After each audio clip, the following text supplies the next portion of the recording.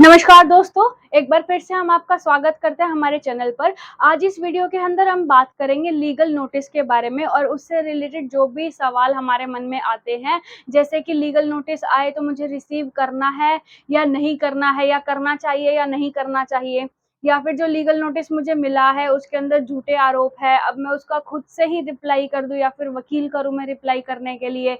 अगर मान लो मैं रिप्लाई नहीं करता तो उस सिचुएशन में मेरे साथ क्या होगा, या फिर जो है ये झूठे आरोप जो हैं इनके लिए मैं रिप्लाई क्यों करूं। जब भी ऐसे सवाल आपके मन में आते हैं तो इनका जवाब आज इस वीडियो में आपको हम जरूर देंगे। सबसे पहले हम जानते हैं कि लीगल नोटिस क्या होता है। लीगल नोटिस का मतलब होता है एक सिविल थ्रेट।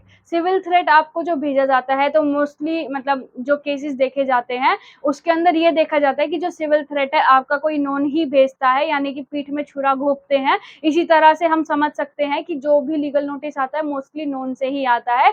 तो जब भी लीगल नोटिस आपको आता है, सबसे पहला सवाल उठता है कि मैं रिसीव ही नहीं करूंगा तो क्या होगा।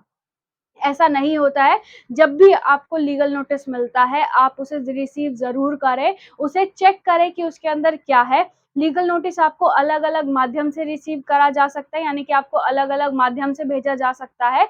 एक होता है पोस्ट के द्वारा कि आपको पोस्ट करके भेज दिया, स्पीड पोस्ट से भेजा जाता है। दूसरा होता है कि आपको व्हाट्सएप किया जाए लीगल नोटिस, आपको व्हाट्सएप पे भी आ सकता है। और तीसरा होता है कि आपको ईमेल के द्वारा भेजा जाए, यानी कि आपके मेल पर भी आ सकता है। तो ये तीनों माध्यम होते हैं। अगर इन तीनों में से किसी भी तरह से आपको जो है लीगल नोटिस रिसीव होता है या आपके पास पहुंचता है तो यह मान लिया जाता है कि जो पार्टी है उसको लीगल नोटिस रिसीव हो गया, यानी कि उसको मिल गया है और आपकी जानकारी में वो बात आ गई है जो भी लीगल नोटिस में लिखा हुआ है। तो अब सवाल उठता है कि जो लीगल नोटिस मुझे मिला है उसके अंदर उन्होंने झूठे आरोप लगाए हैं या फिर कुछ सच्चे हैं या कुछ झूठे हैं।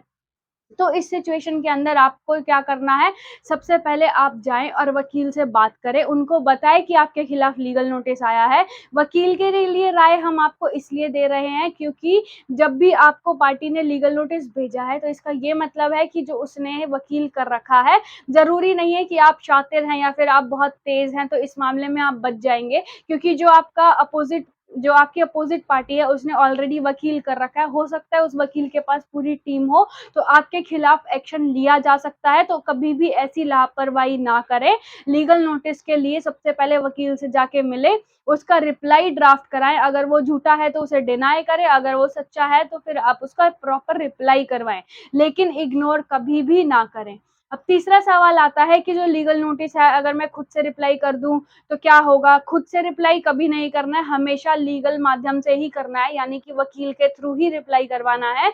और जो लीगल नोटिस है वो किसी को भी आ सकता है। मान लीजिए किसी वकील को भी अगर नॉर्मली लीगल नोटिस आ जाता है तो कुछ समय के लिए, अगर मान लीजिए आरोप सच्चे हैं तो कुछ समय के लिए तो वकील भी खुद से सहम जाता है लीगल नोटिस देखकर। तो जब भी आपको लीगल नोटिस रिसीव होता है तो हमेशा जो है वकील से बात करें, उसका रिप्लाई करवाएँ।